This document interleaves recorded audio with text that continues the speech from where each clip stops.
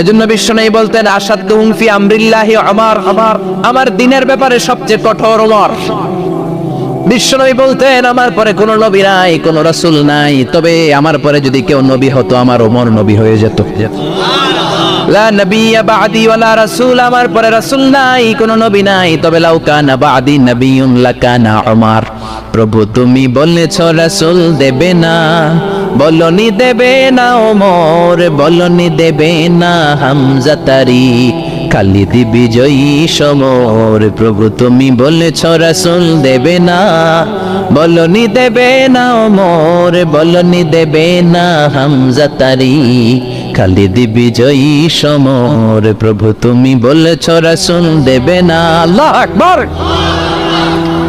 মদিনায় যত মুনাফিক ছিল জমের মতো ভয় পাইতো সাইয়েদনা ওমরকে। শয়তানদের লিডার ইবলিসও ভয় পেত ওমরকে। বিশ্বনবী বলেন ওয়াল্লাযী নাফসি বিয়াদিহি, ওমর ওই সত্তার কসম যেই সত্তার হাতে আমার আত্মা, মা লাকিয়াকা শাইতানু সালিকান ফাজ্জান ইল্লা সালাকা ফাজ্জান গায়রা ফাজ্জিক। ওরে ওমর, শয়তান যদি তোমারে কোনো রাস্তায় দেখে, ইবলিস যদি তোমারে কোনো রাস্তা দিয়ে হাঁটতে দেখে, ইবলিস ওই রাস্তা রেখে দিয়ে অন্য রাস্তা দিয়ে হাঁটে। ইবলিসও সাইয়েদনা ওমর ফারুককে দেখলে, এই রাস্তা দিয়ে দেখলে ওর বাপের কি জীবনে এই রাস্তা দিয়ে হাঁটবেন, এই রাস্তা থুইয়া ওই আরেক রাস্তা ধরবে, চিল্লায় পড়েন আল্লাহু আকবার। কাফেররা ভয় পেত, মুনাফিকরা ভয় পেত, শয়তান ভয় পেত, এমনকি বিশ্বনবীর বিবিরাও ভয় পেত। সুবহানাল্লাহ পড়েন। বিশ্বনবীর বিবিরা বিশ্বনবীরে ধরলেন আমার এইটা কিনা দেন, ওইটা দেন। বিশ্বনবীর কয় টাকা নাই, ক্ষমতা নাই, সামর্থ্য নাই, বেশি কথা কইলে তালাক নিয়ে যাও, তোমাদের চেয়েও সুন্দরী অনেক সতী সাধবী নারী আল্লাহ ব্যবস্থা করে দিবে। বিবিরা মাঝে মাঝে খুনসুটি করতো, নবীরে ধরতো, এটা নাই ওইটা নাই, এটা দেন। একবার সব বিবিরা টাইট করে ধরছে, ও নবী আয়েশার ঘরে যেদিন থাকেন সাহাবারা বেশি হাদিয়া পাঠায় কেন, আমাদের ঘরে যেদিন থাকেন পাঠায় না কেন? কালকে জুমার নামাজের পরে ঘোষণা দিবেন সবার ঘরে সমান সমান হাদিয়া। নবী কয় আমি হাইতান্ন। ও মিয়া, কে হাদিয়া দিবে, কটুক দিবে, এটা কি ইমাম সাহেবের কাজ?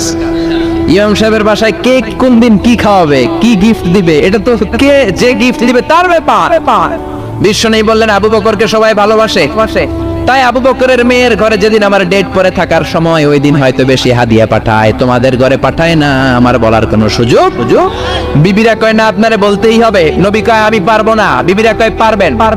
ইন দ্য মিন টাইম দরজার পার থেকে কে যেন সালাম দিল, আসসালামু আলাইকুম ওয়া রাহমাতুল্লাহ।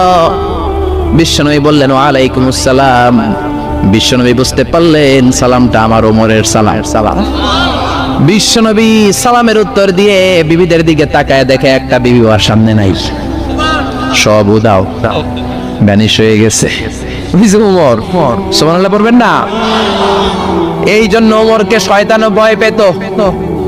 আমাদের বাচ্চাদেরকে, আমার মেয়ে একটা মাত্র মেয়ে, খাইতে চায় না, শুধু আমার মেয়ে না, অধিকাংশ বাচ্চাদের এই অবস্থা। ওর আম্মু এদিক দিয়ে খাওয়ায়, আবার দৌড় দেয়, আবার আমি খাওয়াই, আবার কান্নাকাটি করে, বলে গল্প শোনাও, তাইলে খাবো। এখন গল্প শোনাইলেও খায় না। বর্তমান সময়ের ছেলে মেয়েগুলো এরকম, এত জ্বালাতন করে, খেতে চায় না তো বলতে হয় বাঘ আসবে, বাঘ, সিংহ আসবে, সিংহ মামা আসবে, ঘুমাও, এগুলো আমরা বলি না? বড় দোষী তো তারা কি বলেন, বাচ্চা যদি না ঘুমায়, না খাইতে চায়, এগুলোই তো বলে। বাঘ আসবে, বিড়াল আসবে। মদিনাতে ওমরে ফারুক যখন খলিফা, মদিনার কোন বাচ্চারা যদি না খেতে চাইতো, না ঘুমাইতে চাইতো, মদিনার মায়েরা বলতো তাড়াতাড়ি ঘুমাও, ওই যে ওমর আসতেছে, ওমর। আল্লাহু আকবার। কি শাসক ছিলেন সাইয়েদনা ওমর। সবাই সমান, ওনার বিধান, ওনার রীতি সবার জন্য সমান।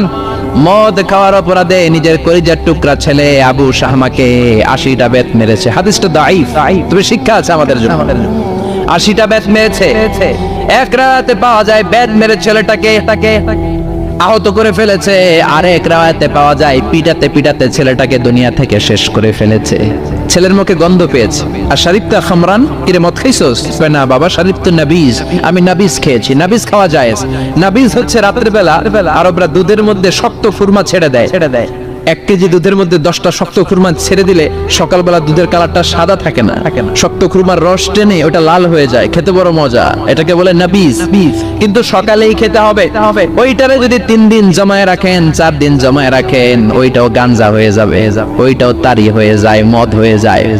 সাইয়েদনা ওমরের ছেলে এই কাজ করেছেন, একটু তারির স্বাদ নেয়ার জন্য 4 দিন রেখে দিয়েছে।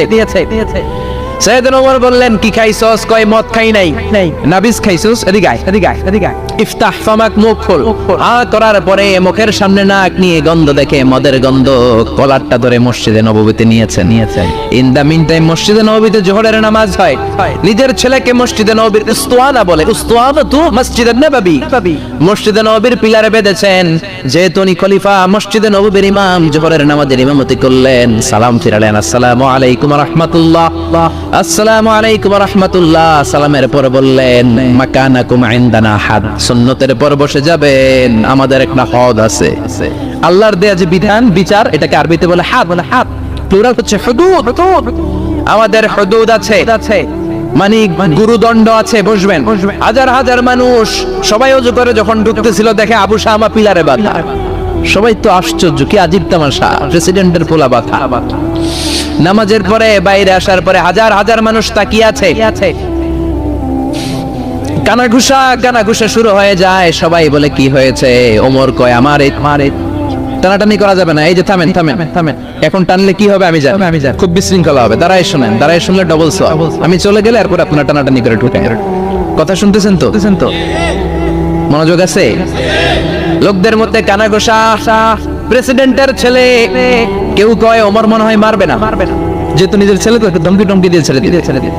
কেউ বলে না, ওমর তো এত সহজ মানুষ না, মদের বিচার তো 80টা বেদ, মনে হয় 40টা মারবে।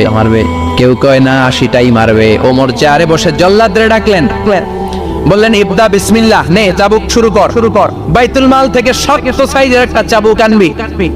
জল্লাদ চাবুক এনে দাঁড়ালেন। ওমর বললেন, ইবদা বিসমিল্লাহ, শুরু কর। জল্লাদ মারতে শুরু করেছে। ওয়াহিদ, ইতনাইন, তালাতা, 3টা মারার পরে এক থাপ্পড় মেরে জল্লাদকে 3 হাত দূরে ফেলে দিলেন। ধমক দিয়ে বললেন, তুই চাবুক মারস নাকি চাকরি বাঁচাস? আসলে জল্লাদ কিন্তু আসতে পারে নাই, দেহের যত জোর ছিল জোর দিয়ে মেরেছে, কিন্তু ওমরের পছন্দ হয় নাই। ওমর বলে, ইনদাকা তালাতা, ইনদি ওয়াহিদ, তোর হিসাবে চাবুক মারা হয়েছে 3টা, আমি ওমরের হিসাবে মাইর হয়েছে একটা। চাবুক আমার হাতে দে, আমি 2 নাম্বার থেকে শুরু করি। ওমরে ফারুক 2 নাম্বার শুরু করলেন। 2, 3, এক একটা চাবুক মারে, ছুপ করে চামড়া ছিলে, রক্তগুলো মসজিদে নববীর বারান্দার পিলারের মধ্যে লাগে। ওমরের চেয়ে শক্তিশালী দ্বিতীয় কোনো পুরুষ মদিনার জমিনে ছিল নাকি? ওমরের হাতের মাইর। ছেলেটা চিৎকার দিয়ে বলে, বাবা, ও আব্বা, আর মদ খাবো না, ছেড়ে দেন, আর খাবো না। মদ তো আমি খাই নাই, আমি খেয়েছি নাবিজ। 3-4 দিন রাখার কারণে একটু মাতলামি হয়েছে আমার। আব্বা, এবারের জন্য ছেড়ে দেন, আর খাবো না। ওমরের কঠোর হৃদয়ে কোনো দয়া মায়া আসে না, মারতে লাগলেন। এবার আবু শাহামার মা, ওমরের বউ, পায়ের মধ্যে ওমরের পায়ে পড়ে ডেকে বলে, ওমর, আমার কলিজার টুকরা ছেলেটারে মারিস না। 30টা বাড়ি মারা হয়েছে, আর বাকি 50টা বাড়ির জন্য এক একটা চাবুকের বিনিময়ে আমি এক একটা উট আল্লাহর রাস্তায় সদকা করব রে ওমর। সাইয়েদনা ওমর বলে, আরে নিয়ে যাও। আবু শাহামার মা উট দিয়ে আল্লাহর জাইন চাবুকের বাড়ি থেকে একটা বাড়িও কমানো যাবে না, 80টা বাড়ি দেয়া পর্যন্ত পৃথিবীর কোন শক্তি আবু শাহামারে আমার হাত থেকে ছুটাতে পারবে না। আবু শাহামার মা কাঁদতে লাগলো। ওমরের মনে দয়া মায়া হয় না। 40টা বাড়ি মারার পরে ছেলে বেহুশ। 50টা মারার পরে আবু শাহামা দুনিয়া থেকে শেষ। সবাই নিস্তব্ধ, নীরবতা, পিন ড্রপ সাইলেন্স, পিনপতন নীরবতা। রাগে তখনও গড়গড় করছে ওমর। সাইয়েদনা ওমর বলেন, গোসল দে, জানাজা দে, কবর দেওয়ার পরে ওই কবরের উপর 51 নাম্বার থেকে মারা শুরু করলেন।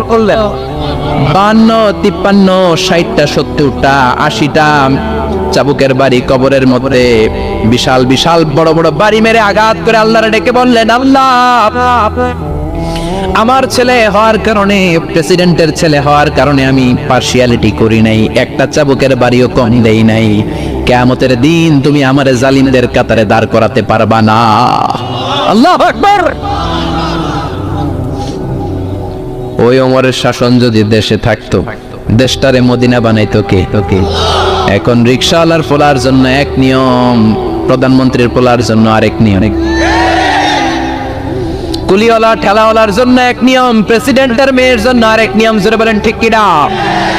সবার জন্য যদি এক নিয়ম হতো, চুরি করলে যদি হাত কাটা হতো, জিনা করলে যদি পাথর মেরে গর্দানটা উড়িয়ে দেয়া যেত, বাংলার জমিনে আর কোনো চোর আর জিনাখোর পাওয়া যেত না। চুরি করলে হাত কাটো কার আইন? তবে এটা কলা চোর, মুরগি চোর, ডাব চোর, আম চোর না। যেই চোরগুলো একটা কলমের সিগনেচারের খোঁচায় দেশের 1000 কোটি টাকা মেরে দেয়, ওই চোরদের হাত আগে কাটতে হবে। যেরকম ঠিক কিনা? এক কলমের খোঁচায় শেয়ার বাজার খাইয়া ফেলায়, হলমার্ক খাইয়া ফেলায়, দেশের টাকা সুইজারল্যান্ডে পাঠায়, ওই চোরগুলার হাত। জোরে বলেন ঠিক কিনা? আল্লাহর দিন বাস্তবায়নে সবচেয়ে কঠোর সাহাবী ছিলেন ওমর। আবু বকর ছিলেন নরম, ওমরের মেজাজকে গরম বানাইছে কে? এই জন্য ইসলামের মধ্যে যেমনি সহনশীলতা আছে, আবার ইসলামের মধ্যে বিদ্রোহ আছে না নাই? ওই রকম একটা ওমরের দরকার, আমাদের বেশি চাই না। জোরে বলেন ঠিক কিনা? দাও খোদা দাও আমায় আবার ওমর দারাজ দিল, দাও খোদা দাও আমায় আবার ওমর দারাজ দিল, দাও আলীর মতো বীর সেনানি, আলীর মতো বীর সেনানি জাগাতে নিখিল, দাও খোদা দাও আমায় আবার ওমর দারাজ দিল। সুবহানাল্লাহ পড়েন। একটা ওমর লাগবে, চিল্লায় বলেন কয়টা? ওই ওমরের অপেক্ষায় বাংলাদেশ সহ গোটা মুসলিম উম্মাহ, ঠিক কি না? একটা ওমরে যথেষ্ট। আমাদের সেন্ট্রাল লিডারশিপ নাই তো, আমাদেরকে এদিকে লাথি মারলে আমরা ওইদিকে যাই, ওদিক থেকে গোতা মারলে আমরা এদিকে যাই। আমাদের রিপ্রেজেন্টেটিভ, আমাদের প্রতিনিধিত্ব করার মতো কোনো কেন্দ্রীয় লিডারশিপ নেতৃবৃন্দ গোটা বিশ্বে নাই, ঠিক কি না? আমরা সেই ওমরে ফারুকের অপেক্ষায়, আমরা সেই ইমাম আল মাহদির অপেক্ষায়। এই ওমরে ফারুক আমাদের মডেল, ঠিক কি না? থার্ড ইন পজিশন এই পুরা উম্মতের মধ্যে ওনার পজিশন নাম্বার 3। 1 নাম্বার পজিশন বিশ্বনবীর, কার? 2 নাম্বার পজিশন কার? আবু বকর। 3 নাম্বার পজিশন কার? ওমরে ফারুকের। বিশ্বনবী বলতেন লা নবিয়্যা বা'দি, লা নবিয়্যা বা'দি, আমার পরে কোনো নবী নাই। ওয়ালা রাসূলা, আমার পরে কোনো রাসূলও নাই। আমার নবীর পরে আর কোনো নবী আছে? আমার নবীর পরে আর কোনো রাসূল আছে? এই যে কাদিয়ানি যে একটা সম্প্রদায় আছে, এরা কি মুসলিম নাকি অমুসলিম? মুসলিম সম্প্রদায়ের সাথে এদের কোনো সম্পর্ক নাই। চিল্লা বলেন ঠিক কি না? এরা যদি মুসলমান হতে চায়, আমার নবী দ্য লাস্ট মেসেঞ্জার বিশ্বনবীকে খাতামুন নবী হিসেবে সংবাদ সম্মেলন করে গোটা বিশ্বকে জানাই দিতে হবে, তারপরে তাদেরকে আমরা মুসলিম হিসেবে স্বীকৃতি দিব। চিল্লা বলেন ঠিক কি না? তা না হলে তারা কোন ধর্মের এটাকে জানাই দিতে হবে। No inferiority complex, no identity crisis. Identity ক্রাইসিসে থাকা যাবে না। আপনারা কোন ধর্মের এটা জানায় দেন। আপনারা বিশ্ব নবীরও শেষ নবী মানবেন না, আবার মুসলিম বলেও নিজেদেরকে ট্যাগ লাগাতে চাইবেন। সাধারণ মুসলমানরা এটা এই ধোঁকাবাজি মানে না। চিল্লায় বলেন ঠিক কি না? আমার নবীর পরে কোনো নবী নাই, আমার রাসূলের পরে কোনো রাসূল নাই, ঠিক কি না? আল্লাহর হাবিব বলতেন লাউ কানা বা'দি নাবিয়্যুন লাকানা উমর, তবে আমার পরে যদি নবী হওয়ার যোগ্যতা কারো থাকে, আমার উমরের ওই যোগ্যতা আছে। সুবহানাল্লাহ পড়েন। প্রভু তুমি বলেছো রাসূল দেবে না, বলনি দেবে না বলনি দেবে না হামজা তারি, খালিদ বিজয় সমর। প্রভু তুমি বলেছো রাসূল দেবে না, বলনি দেবে না বলনি দেবে না হামজা তারি, খালিদ বিজয় সমর। প্রভু তুমি বলেছো রাসূল দেবে না। সুবহানাল্লাহ পড়েন। এজন্য আমরা একটা ওমর চাই। কয়টা? বেশি লাগবে? নেতার মতো নেতা কয়টা লাগে? জোরে বলেন কয়টা? Enough, that's enough. Omar Farooq our super hero. ওনার সাথে বিশ্বনবী সাল্লাল্লাহু আলাইহি ওয়াসাল্লামের মুসাহারার সম্পর্ক ছিল। ওমর ফারুক যে বিশ্বনবীর শ্বশুর, এটা অনেকে জানেই না। ওমরে ফারুক রাদিয়াল্লাহু তাআলা আনহু বিশ্বনবীর শ্বশুর ছিলেন। এটা আজকে নতুন শুনছেন, কে হাত তোলেন? দেখছেন হুজুর, সঠিক বলছি না আমি? অনেকে আমরা জানি না। মাশাআল্লাহ, জানতে লজ্জা নাই, শিখতে লজ্জা নাই। লজ্জা হচ্ছে অজ্ঞতায় আর মূর্খতায়, ঠিক কি না? আমরা শিখতে রাজি আছি। যে কথা বলে আমরা তার ছাত্র। আমার আগে হুজুর কথা বলতেছিলেন, আমরা ছিলাম ছাত্র। এখন আমি কথা বলতেছি, এখন আমরা সবাই হয়ে গেছি ছাত্র, ঠিক কি না? যিনি বলেন তিনি শিক্ষক, বাকিরা আমরা ছাত্র, ঠিক কি না? 4 খলিফার 2 খলিফা, ইসলামের 4 খলিফার 2 খলিফা বিশ্বনবীর মেয়ের জামাই, আর বাকি 2 খলিফা বিশ্বনবীর শ্বশুর। সুবহানাল্লাহ পড়েন। সাইয়েদনা আলী রাদিয়াল্লাহু তাআলা আনহু, সাইয়েদনা উসমান যুন নূরাইন বিশ্বনবীর মেয়ের জামাই। উসমান রাদিয়াল্লাহু তাআলা আনহুর কাছে বিশ্বনবী 2 মেয়েকে বিয়ে দিয়েছিলেন। একজন মারা যাওয়ার পরে আরেকজন। বিশ্বনবী বলেছেন এরপরে আরেকটা থাকলে ওইটারও বিয়ে দিতা। সুবহানাল্লাহ পড়বেন না? 2 জন ছিল মেয়ের জামাই আর 2 জন ছিল শ্বশুর। সাইয়েদনা আবু বকর শ্বশুর, বিশ্বনবীর স্ত্রী আম্মা জান আয়েশা রাদিয়াল্লাহু তাআলা আনহার বাবা। বিশ্বনবীর স্ত্রী আম্মা জান হাফসা রাদিয়াল্লাহু তাআলা আনহার বাবা ছিল সাইয়েদনা ওমর ফারুক। চিল্লায় পড়ে আল্লাহু আকবার।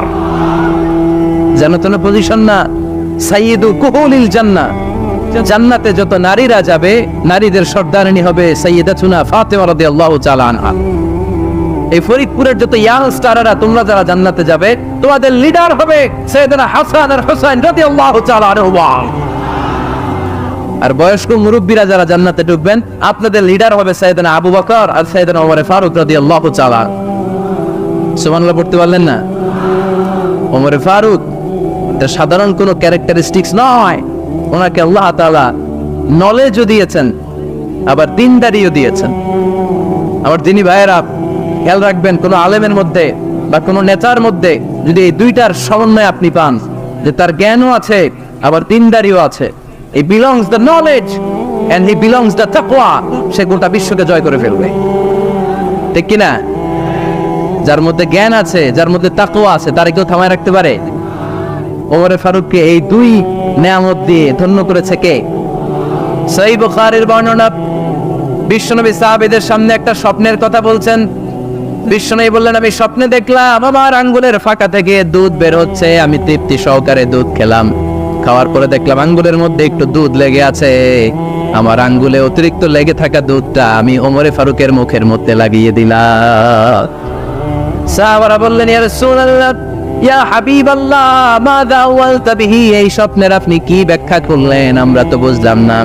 বিশ্বনবী বললেন, আওয়ালতু বিহি আল ইলম, আমি এই দুধ দিয়ে জ্ঞানের ব্যাখ্যা করেছি, কারণ ওমরকে আল্লাহ যেই জ্ঞান দিয়েছে গোটা বিশ্বের কাউকে এত জ্ঞান দেয় না। এজন্য স্বপ্নে যদি কেউ দেখেন যে আপনি দুধ খাচ্ছেন, তার মানে আল্লাহ তাআলা আপনার জ্ঞান বাড়ায় দিবেন। ওমর ফারুককে দুধ খেয়ে অতিরিক্ত দুধের অংশটা বিশ্বনবী আবু বকর রাদিয়াল্লাহু তাআলা আনহুর মুখে দেন নাই, সাইয়েদনা ওসমানের মুখে দেন নাই, আলী রাদিয়াল্লাহু তাআলা আনহুর মুখে দেন নাই। স্বপ্নে ওই অতিরিক্ত লেগে থাকা দুধটা বিশ্বনবী ওমর ফারুকের ঠোঁটের মধ্যে লাগিয়ে দিয়েছেন। এই হাদিস থেকে প্রমাণ হয় আল্লাহ তাআলা জ্ঞানের নেয়ামতে সাইয়েদনা ওমর ফারুককে ধন্য করেছেন। আবার বুখারীর বর্ণনা, বিশ্বনবী সাল্লাল্লাহু আলাইহি ওয়াসাল্লাম আরেকটা স্বপ্নের বর্ণনা দিচ্ছেন। তিনি বললেন, তোমাদের সবাইকে স্বপ্নে আমার সামনে দাঁড় করানো হলো। আমি দেখলাম তোমাদের কারো জুব্বা নাভি পর্যন্ত, কারো জুব্বা হাঁটু পর্যন্ত, কারো জুব্বা টাকনো পর্যন্ত।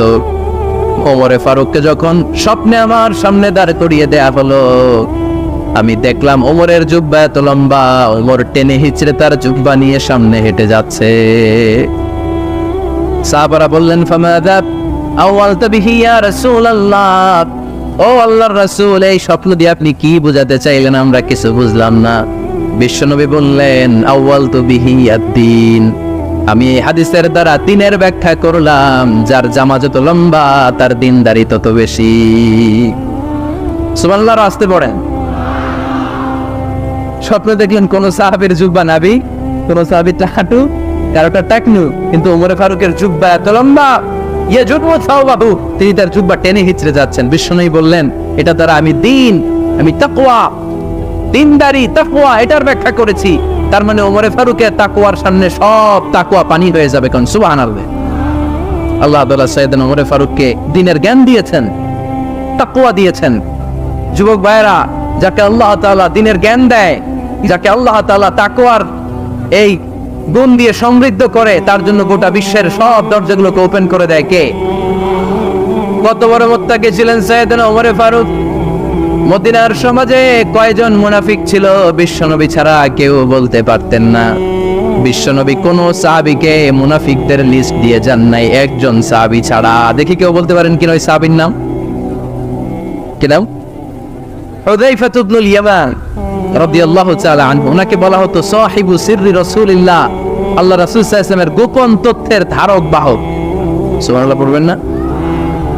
বিশ্বনবী ইন্তেকালের আগে মদিনার সমাজে মোট কয়জন মুনাফিক আছে এই তথ্য আবু বকরকে বলেন নাই, ওমর রাদিয়াল্লাহু তাআলা আনহুকে বলেন নাই, উসমান রাদিয়াল্লাহু তাআলা আনহু, আলী রাদিয়াল্লাহু তাআলা আনহু, আশরাতুল মুবাশশিরিনা বিল জান্নাহ কোন সাহাবীকে বলেন নাই। শুধুমাত্র কেবলমাত্র একমাত্র হুযায়ফা ইবনুল ইয়ামান রাদিয়াল্লাহু তাআলা আনহুর কাছে মুনাফিকদের লিস্টে বিশ্বনবী দিয়ে গিয়েছেন। সুবহানাল্লাহ পড়েন। মদিনায় কারা কারা মুনাফিক কেউ জানতো না হুযায়ফা ছাড়া। কে ছাড়া? নামটা আজকে মুখস্থ করেন, যাতে অন্য কোনো ওয়াজে কেউ জিজ্ঞেস করলে বলতে পারেন। মুনাফিকদের লিস্ট যে সাহাবীর কাছে বিশ্বনবী দিয়ে গিয়েছিলেন, সাহাবীর নাম কি? নাম? নামটা কেমন লাগে? ভালো লাগে? অনেকে আমারে জিজ্ঞেস করে, হুজুর আমার ছেলে হবে আগামী মাসে, একটা নাম দেন। নাম দিয়ে দিলাম হুযায়ফা। যাদের হবে ছেলে, এলাকায় যাদের নেক্সট কয়েক মাসে ছেলে হবে, খালি হুযায়ফা চলবে। কি চলবে? ভাল লাগে? নামটা ভাল লাগে? রাইখেন, অনেক সুন্দর না? উনি জানতেন মুনাফিক কারা। দেখেন ওমর ফারুকের তাকওয়ার লেভেলটা কত হাই। ওমর ফারুক একদিন হুযায়ফা রাদিয়াল্লাহু তাআলা আনহুর কাছে গেলেন, যে বললেন, হুযায়ফা, বিশ্বনবী ইন্তেকালের আগে মুনাফিকদের নামের লিস্টটা কারো কাছে দেয় নাই, আমার জানা নাই, সাইয়েদনা আবু বকরের জানা নাই, কোন সাহাবীর জানা নাই তুমি ছাড়া। আমি তোমার কাছে জানতে চাই, আমি ওমরের নামটা ওই মুনাফিকদের খাতায় আছে কিনা আমার একটু বলো।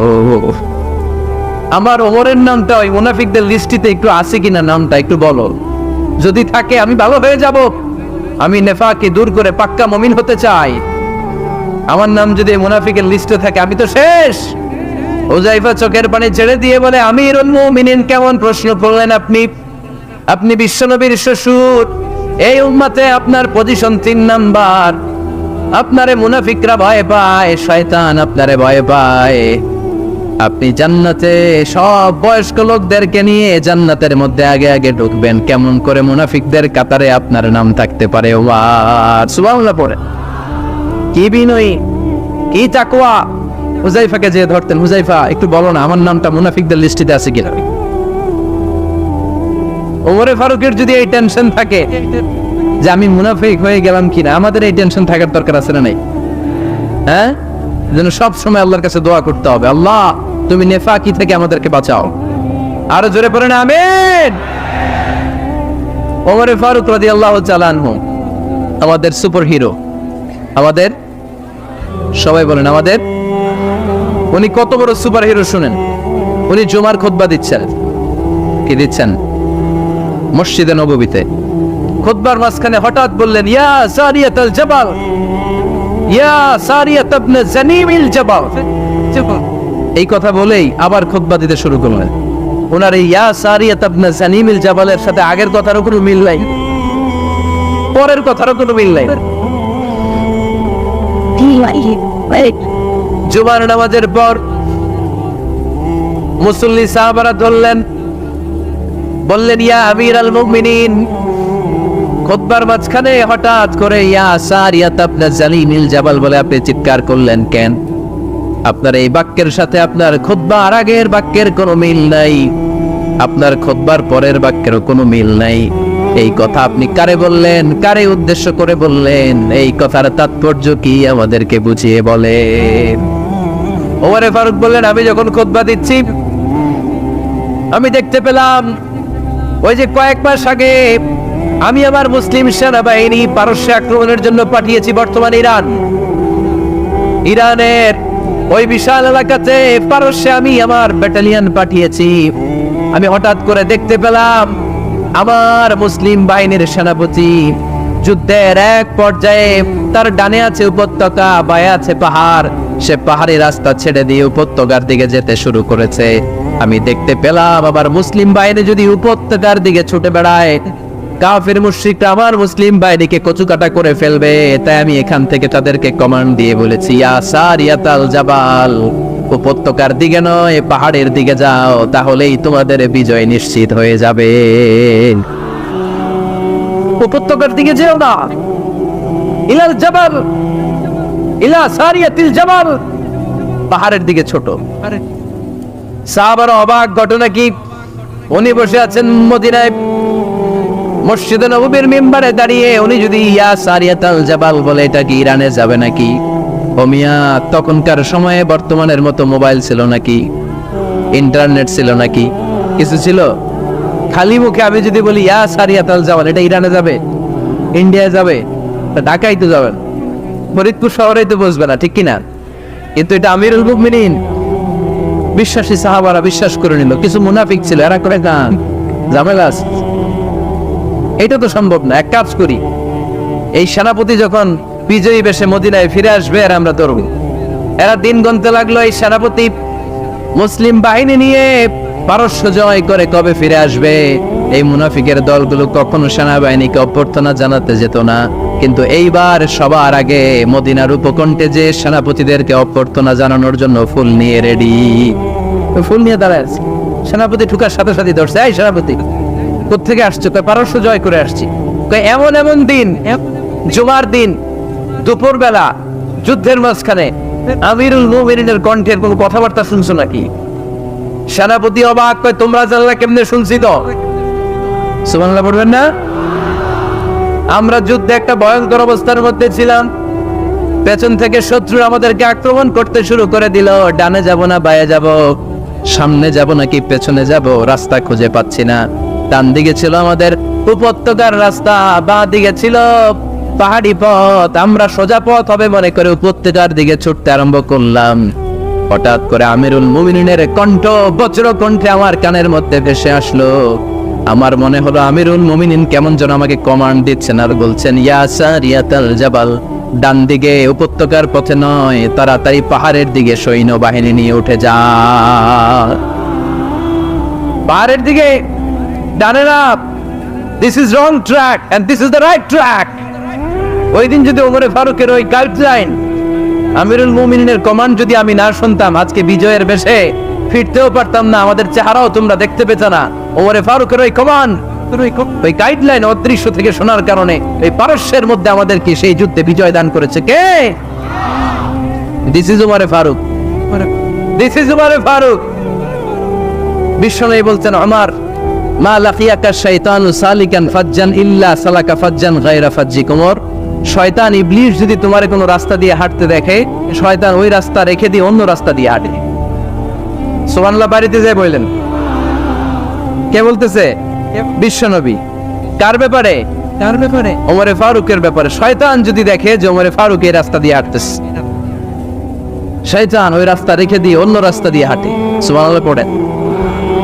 রাত্রিবেলা আমরা আমাদের বাচ্চা ছেলে মেয়েদেরকে যখন খাওয়াই, বাচ্চারা খেতে চায় না, এরকম হয় আপনাদের ফরিদপুর এলাকায়? এই এলাকায় হয় নাকি? খেতে চায় না বাচ্চারা, এই চকলেট দেখায়া, এই মিনা কার্টুন দেখায়া, এইটা সেইটা, এগুলো সেগুলো বলে, গল্প টল্প বলে ফুলায়া খাওয়ানো লাগে, তাই না? তারপরও খায় না। আমারও ছোট মেয়ে আছে, খেতে চায় না, এইটা সেইটা এমনি সেমনি খাওয়ানো লাগে।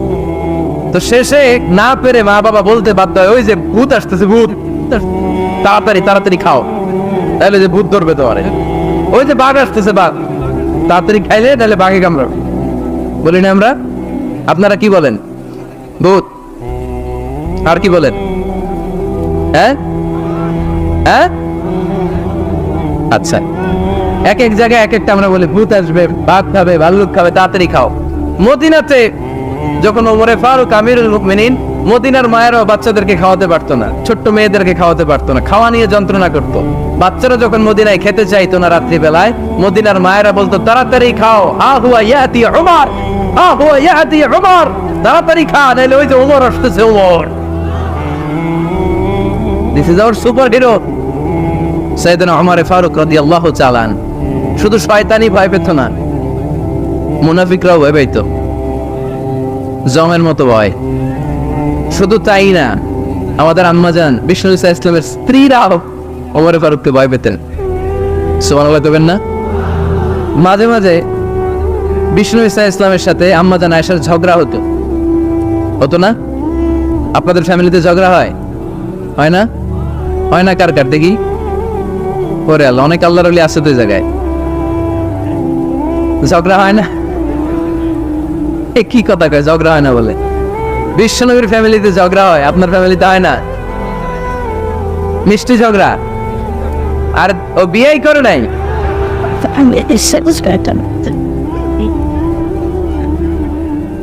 ঝগড়া তো হবেই। দাম্পত্য জীবনের মজাটাই তো এখানে, কখনো ঝগড়া কখনো আনন্দ, একটু বৃষ্টি একটু রোদ, একটু হাসি একটু কান্না, ভালো লাগা ভালোবাসা শেয়ার করে নেয়া, মিলেমিশে একাকার হয়ে যাও, ঠিক কিনা? তো আল্লাহর হাবিব সাল্লাল্লাহু আলাইহি ওয়াসাল্লামের সাথে আম্মাজান আয়েশার ঝগড়া হতো। তো একদিন ঝগড়া হয়ে দুইজন রেগে আছে, খবরদার দুইজন রেগে থাকবেন না, আবার একজন রাখলে আরেকজন থেমে যাবেন, কারণ এই ছোট্ট ঝগড়া থেকে এটা অনেক সময় বিচ্ছেদের দিকে গড়ায়। আমার প্রিয় ফরিদপুরবাসী, ভাবি রেগে গেলে আপনি রাইগেন না, ওই দিন আপনি একটু ঠান্ডা থাকেন। আবার আপনি রেগে গেলে, আমার মাইকের আওয়াজ যদি ভাবিরা শুনেন, আপনারা রেগে যায় না, একটু ঠান্ডা থাকবে। দুইজনে রেগে গেলে তো তৃতীয় বিশ্বযুদ্ধ শুরু, তাই না? একজন রেগে গেলে আরেকজন ঠান্ডা, কারণ এই সামান্য ঝগড়া থেকে ইগোর কারণে এটা বিচ্ছেদ আর ডিভোর্স পর্যন্ত গড়ায়। আর শয়তান এখানে উস্কানি দেয়, কারণ ইমানদারদের ফ্যামিলি ভাঙতে পারলে শয়তান সবচেয়ে বড় খুশি হয়, আর ইমানদারদের ফ্যামিলি টিকে থাকলে খুশি হয়ে যায় কে? আম্মাজান আয়েশা রাদিয়াল্লাহু তাআলা আনহার সাথে বিষ্ণু ইসা ইসলামের ঝগড়া হতো মাঝে মাঝে। একবার ঝগড়া হলো, বিষ্ণু ইসা ইসলামও রাগ, আম্মাজান আয়েশাও রাগ। বিষ্ণুই বললেন, আয়েশা ঝগড়া করে আর কতক্ষণ থাকবো, আসো মিটমাট করি। আয়েশা রাদিয়াল্লাহু বললেন, ঠিক আছে মিটমাট করবো। তো বিষ্ণু ইসা ইসলাম বললেন, মিটমাটের জন্য কারে ডাকবো? ওমর রে ডাকি। কয় না, ওমর রে না, ওমর গালিজ, ওমর অনেক রাগে, আমার ডর লাগে। কয় তাহলে তোমার আব্বারে ডাকি। কয় ডাকেন। কি খুশি, মেয়েদের মধ্যে অভ্যাসটা আছে না নাই? তাহলে তোমার আব্বারে ডাকি, ডাকেন। ডেকে নিয়ে আসা হলো। আবু বকর রাদিয়াল্লাহু তাআলা আনহু দাঁড়ালেন, আম্মাজান আয়েশা দাঁড়ালেন, বিশ্বনবীও দাঁড়ালেন। বিশ্বনবী বললেন, আয়েশা তোমার আব্বা আসছে, এবার ঘটনা খুলে বলার পালা, তুমি বলবা নাকি আমি বলবো? আম্মাজান আয়েশা বললেন, আপনি বলেন, তবে ওয়ালা তাকুল ইল্লা হাক্কান, যেটা ঘটছে ওইটাই বললেন, মিথ্যা কথা কইেন না। আবু বকর রাদিয়াল্লাহু তাআলা রেগে মেগে আগুন, কি এই কথা তুমি কেমন করে বলো? বিশ্বনবী কি মিথ্যা কথা কখনো বলবে? রেগে মেগে দিলেন মেয়ের গালে এক চড়। বানিয়ে বলতেছি না, মুসনাদ আহমদ ইবনে হাম্বলের হাদিস। বাবার হাতের থাপ্পড়কে আম্মাজান আয়েশা উল্টে বললেন। সাইয়েদনা আবু বকর রাগে গড়গড় করছেন, আবার মারার জন্য তেড়ে গেলেন। এবার বাঁচার জন্য আম্মাজান আয়েশা বিশ্বনবীর পিছনে যে আশ্রয় নিলেন, বিশ্বনবী বাঁচানোর জন্য দুই হাত মেলে দাঁড়িয়ে গেলেন। পড়েন সুবহানাল্লাহ। বিশ্বনবী যখন দুই হাত মেলে দাঁড়িয়ে গেলেন, সাইয়েদনা আবু বকর রাদিয়াল্লাহু আনহু থেমে গেলেন। সাইয়েদনা আবু বকর রাদিয়াল্লাহু তাআলা আনহু ঘর থেকে বের হয়ে বারান্দায় দাঁড়ালেন। পড়েন সুবহানাল্লাহ। এবার বিশ্বনবী আম্মাজান আয়েশার কাছে যেয়ে বলেন, ইয়া আয়েশা কাইফা রাআইতিনি আনকাসতুকি মিনার রাজুল, দেখছো কেমনে বাঁচাইলাম? আপনি না থাকলে বর্তমানে ফেলতো আজকে, আমি বাঁচাইছি তোমারে। আমি আমার লগে ঝগড়া করো তুমি? লজ্জায় পড়ে আম্মাজান আয়েশা খিলখিল করে হেসে দিলেন, বিশ্বনবীও হেসে দিলেন। দুইজনের হাসির মধুর আওয়াজ শুনে সাইয়েদনা আবু বকর বাইরে থেকে অবাক, কিরে এতক্ষণ না ঝড় তুফান, এখন দেখি হাসি। সালাম দিয়ে অনুমতি নিয়ে ভিতরে ঢুকলেন। ঢুকে দেখেন আম্মাজান আয়েশাও হাসে, বিশ্বনবীও হাসে। এ হাসি দেখে আবু বকর রাদিয়াল্লাহু আনহু হেসে দিলেন। আরশের উপর থেকে খুশি হয়ে গেলেন কে? এবার সাইয়েদনা আবু বকর রাদিয়াল্লাহু তাআলা আনহু বললেন, ইয়া রাসূলুল্লাহ আশরিকানি ফি সিলমিকুমা কামা আশরাকতুমানি ফি হারবিকুমা। ও নবী, যুদ্ধ লাগলে, দুইজন যুদ্ধ লাগলে মীমাংসার জন্য যেমনি আমারে ডাকেন, এরকম হাসি আর আনন্দের মুহূর্তেও আমারে একটু ডাইকেন। আশরিকানি ফি সিলমিকুমা কামা আশরাকতুমানি ফি হারবিকুমা। তবে আপনাদের মধ্যে ঝগড়া লাগলে সন্ধি করার জন্য আমারে যেমনি ডাকেন, আপনাদের হাসি খুশি আনন্দ খুনসুটি এই মজাদার মুহূর্তগুলোতে আমারে বঞ্চিত রাখেন না, আমার একটু ডাইকেন। সুবহানাল্লাহ পড়েন। এই মুসনাদ আহমদ ইবনে হাম্বলের হাদিস শোনার উদ্দেশ্য হচ্ছে বিশ্বনবী প্রথমে ওমর ফারুকের নাম বলেছিলেন। সাইয়েদনা আয়েশা বলে না, আমি ডরাই। আইবাত, দিস ইজ কল্ড আইবাত উমর। একবার বিশ্বনবীর সব বিবিরা ধরলেন, ও নবী আমাদেরকে এটা দেন ওইটা দেন, ঘরে এইটা নাই ওইটা নাই ওইটা নাই। বিশ্বনবীকে আমার কাছে কিচ্ছু নাই, যদি এমনি আমার বউ হয়ে থাকতে চাও থাকো, তাহলে তা না হলে যা লাগবে কিনে দেব, সাথে সাথে তালাকও দিয়ে দিব। কিছু দিতে পারবে না, আমার নাই তো সামর্থ্য নাই, কিন্তু বিবিরাও ছাড়া না, এটা দেন ওইটা দেন। বিশ্বনবী রহমতের নবী, বিবিদেরকে বুঝাতেও পারেন না, বিবিরা আবদার করতেছে নবী এটা লাগবে ওইটা লাগবে। ইন দ্য মিন টাইম বিশ্বনবী একজনের সালাম শুনতে পেলেন, কে যেন দরজায় দাঁড়িয়ে বলতেছে আসসালামু আলাইকুম। বিশ্বনবী দরজার দিকে তাকালেন, তাকিয়ে বললেন ওয়া আলাইকুম আসসালাম, আর বুঝতে পারলেন এটা আমার ওমরের সালাম। সালাম দেওয়ার পরে বিবিদের দিকে তাকায় দেখে একজন বিবিও নাই, সব অন্দর মহলের ভিতরে দো। সুবহানাল্লাহ পড়তে পারলেন না? This is our super hero Omar. এরকম ওমর একটা লাগবে, চিল্লায় বলেন কয়টা? একটা ওমর গোটা বিশ্বকে সোজা করে দিবে। একটা ওমর সবল আর দুর্বলের সব পার্থক্য দূর করে দিবে, মাজলুমের উপর জালিমের অত্যাচারের অবসান ঘটায় দিবে, গোটা বিশ্বটাকে সাম্য মৈত্রী ভালোবাসার ইনসাফ দিয়ে পরিপূর্ণ করে দিবে। সেই ওমরের অপেক্ষায় আমরা। নিজের ছেলেকে 80টা বেত মেরেছেন। কয়টা? 80টা বেত মেরেছে। এই ব্যাপারে অনেকগুলো বর্ণনা পাওয়া যায়। সবচেয়ে সহিহ বর্ণনা হচ্ছে মুয়াত্তা ইমাম মালিকের বর্ণনা। ওমর ফারুক রাদিয়াল্লাহু তাআলা আনহুর ছেলে আব্দুর রহমান মারুফুন বিআবি শাহমা ছিলেন মিশরে, ওখানে নাবিজ খেয়েছিলেন। নাবিজ হচ্ছে আরব দেশের লোকেরা দুধের মধ্যে শক্ত খুরমা রাত্রেবেলা ঢেলে দিত, ঢেলে দিলে সারা রাত ওই খুরমার রসটা দুধের সাথে মিশে দুধটা লাল হয়ে যেত। এটারে সকালবেলা খেত, খুব সুস্বাদু, এটাকে বলে নাবিজ। কিন্তু এটা রাতে ভিজাইলে সকালেই খাইতে হয়, রেখে দিলে আবার একটু সমস্যা হয়, এটা অনেকটা তারির মতো হয়ে যায়, মাতলামি চলে আস। তো ওমরে ফারুকের ছেলে নাবিজ খেয়েছেন, মদ খাননি, নাবিজ। কিন্তু নাবিজ খাওয়াতে সাকরান চলে এসেছে। সাকরান চলে আসাতে এটা যখন প্রমাণিত হয়েছে, আমর ইবনে আস রাদিয়াল্লাহু তাআলা আনহু নাকি 80 বেত মেরেছেন মিশরে। কয় বেত?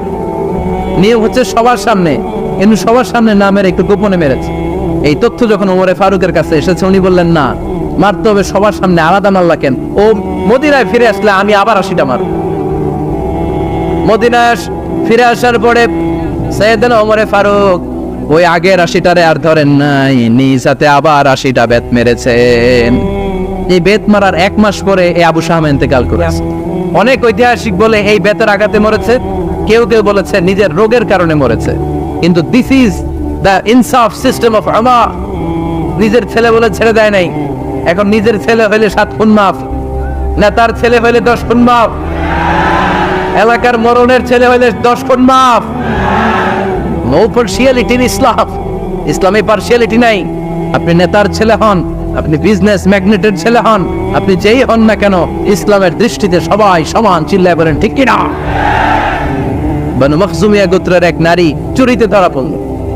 সাহাবারা বললেন, নবী মদিনার সবচেয়ে ভেরি প্রেস্টিজিয়াস এন্ড ডিগনিফাইড ফ্যামিলির মেয়ে, আপনি হাত কাটেন না, কারণ ইসলামের নিয়ম চুরি করলে কি কেটে দাও।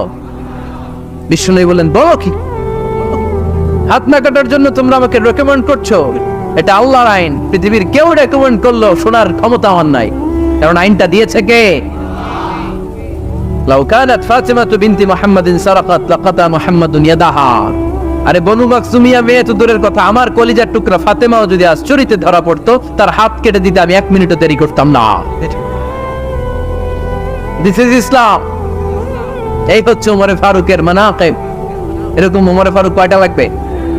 আওয়াজ করে বলতে হবে, কয়টা লাগবে? একটা লাগবে। এই সাইয়েদনা ওমরে ফারুক মদিনার প্রথম চিফ জাস্টিস ছিলেন। সর্বপ্রথম ওনার পরামর্শে সাইয়েদনা আবু বকর রাদিয়াল্লাহু তাআলা আনহু কোরআনকে সংকলন করেছেন।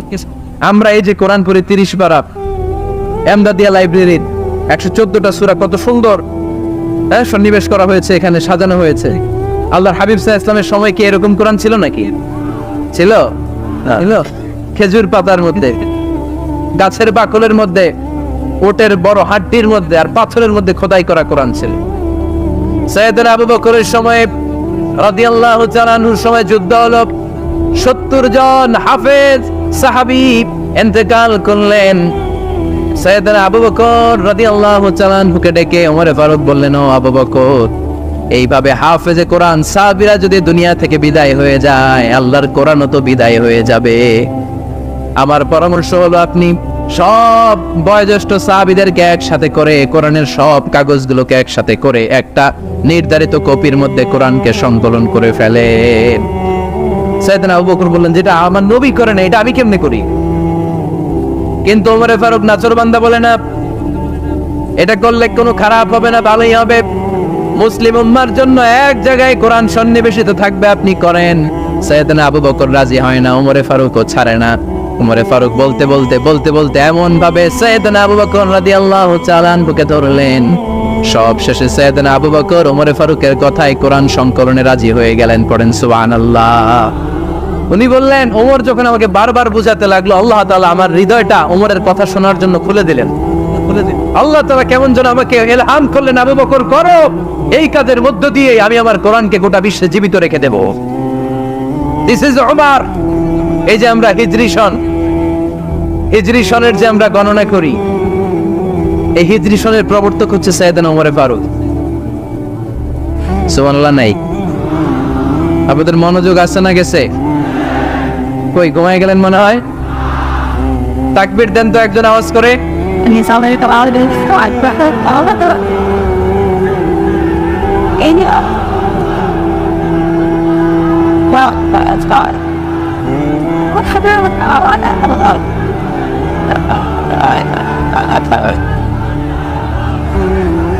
মাশাআল্লাহ মাশাআল্লাহ। বসেন বসেন, এখনই শেষ করে দেব কিছু সময়ের মধ্যে। আমরা একসাথে বিদায় নেব ইনশাআল্লাহ। ওঠা বসা করবেন না, ওঠা বসা করবেন না, বসেন।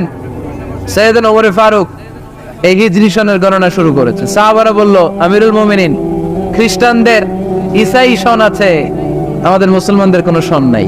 আমাদের একটা সন থাকলে আমাদের জিজিয়া নিতে, আমাদের যাকাতের টাকা উত্তোলন করতে অনেক সুবিধা হবে। ওমর ফারুক বললেন, তাহলে কোন সালকে হিজরি, কোন সালকে মুসলিম সাল হিসেবে আমরা ঘোষণা দিতে পারি? একজন বলল, আমার নবী যেই সালে জন্মগ্রহণ করেছেন ওই সালে। ওমর ফারুক বললেন, না, আমার নবীর জন্ম আমাদের জন্য খুশির দিন, কিন্তু এটা আমাদের জন্য প্রেরণা নয়। প্রেরণা নবীর কাজে, ঠিক কিনা? আরো কিছু সাহাবারা বলল, তাহলে যেই সালে আমার নবী ইন্তেকাল করেছে ওইটারে প্রথম সাল ধরেন। ওমর ফারুক বললেন, না, যেদিন তিনি ইন্তেকাল করেছেন এটা আমাদের দুঃখের দিন, এটা আমাদের প্রেরণা নয়। আমাদের প্রেরণা হচ্ছে বিশ্বনবীর ত্যাগ, তিতিক্ষা আর কাজের মধ্য দিয়ে। জোরে কোন ঠিক কিনা?